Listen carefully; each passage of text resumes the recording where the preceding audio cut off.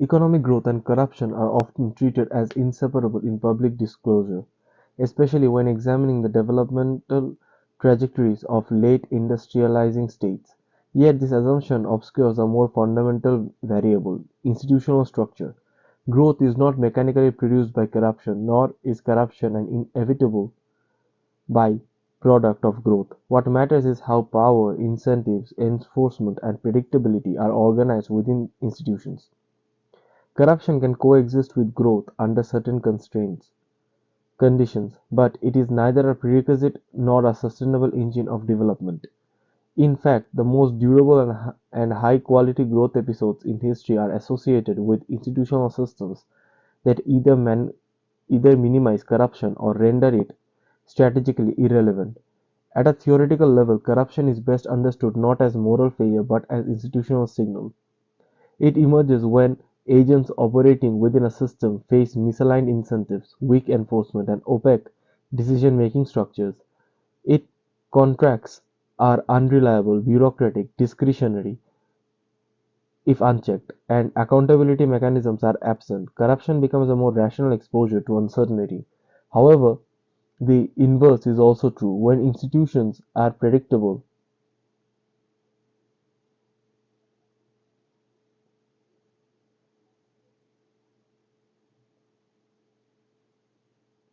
corruption can coexist with growth under a certain constraint condition, but it is neither a prerequisite nor a sustained engine of development. In fact, the most durable and high quality growth episodes in history are associated with institutional systems that can either minimize corruption or render it strategically irrelevant.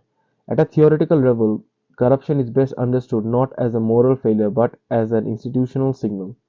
It emerges when agents operate within a system faced with misaligned incentives, weak enforcement, and opaque decision-making structure. If contracts are unreliable, bureaucratic, discretionary, and are unchecked, the accountability mechanisms are absent as well. Corruption becomes a rational response to uncertainty. However, the inverse is also true.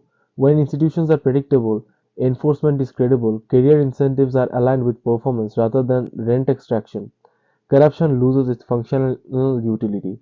Growth therefore doesn't depend on corruption itself, but on whether institutions lower transaction costs, protect property rights, and enable long-term investments. Historical evidence demonstrates that growth without corruption is possible, though demanding. The classic case are high-capacity states that invested early in bureaucratic professionalism, rule of law, and enforcement credibility. In Singapore, rapid post-independence growth occurred alongside an aggressive anti-corruption regime. This was not achieved through idealism, but through cold institutional engineering, high public sector wage to reduce bribery incentives, swift legal punishment to raise expected costs of corruption, centralized authority capable of enforcing compliance. Growth followed not because corruption was eliminated for ethical reasons, but because predictability and investor confidence were maximized. Corruption became irrational within that incentive structure. A similar logic applies to the Nordic economies such as Sweden and Denmark, though through a different path. Here, growth without corruption emerged from long term institutional trust, social capital, and transparency. High taxation didn't deter growth because public spending was credible and leakage minimal. Firms could plan long term investments without factoring in bribes, regulatory arbitrariness, or political favoritarianism. The result was slower but highly resilient growth, characterized by innovation, productivity, and institutional legitimacy. These cases show that corruption-free growth is not only possible, but also it produces high-quality outcomes over time. By contrast, many economies have experienced substantial growth despite widespread corruption, giving rise to what is sometimes called the paradox of growth with corruption. China is the most prominent example. For decades, China sustained extraordinary growth while corruption was endemic. The reason lies not in corruption itself, but in its structure. Corruption was largely centralized, hierarchical, and politically managed. Local officials extracted rent, but promotions depended on growth targets, infrastructure delivery, and Social stability. This created a constrained equilibrium where corruption existed but not fully derailed investment or did not fully derail investment or planning. Business could calculate the cost of corruption ex ante, which while inefficient was preferable to unpredictability. However, this model is inherently fragile. As economies mature, the marginal returns to growth with corruption declines. Rent extraction begins to distort capital allocation, discourage innovation, and provoke public backlash. This is why states that grow rapidly under managed corruption eventually face pressure to institutionalize accountability or risk stagnation. The transition from growth tolerant corruption to growth limiting corruption is not gradual. It is often abrupt, triggered by fiscal stress, debt, or legitimacy crisis. The failure mode becomes clear in cases where corruption is fragmented rather than centralized. When multiple institutions extract rent independently, unpredictably, and without coordination, transaction costs explode. Investment collapses not because corruption exists, but because no actor can reliably anticipate outcomes. Sri Lanka prior to 2022 exemplifies this pattern perfectly.